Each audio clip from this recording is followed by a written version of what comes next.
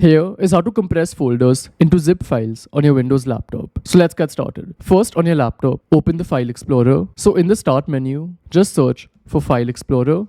And here we have two options. First is if you already have a folder and you just need to zip it. And the second option is to create a folder, add all the files, and then zip it. So first, let's say you already have a folder. So this one over here. If I want to zip it, I just have to select it. Then click on the three dots which are here and select Compress to Zip File.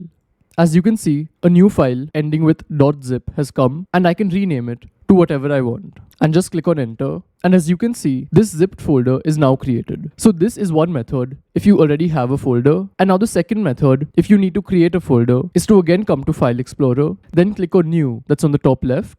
And here select Compressed Zipped Folder. After that, just name it whatever you want. Click on enter.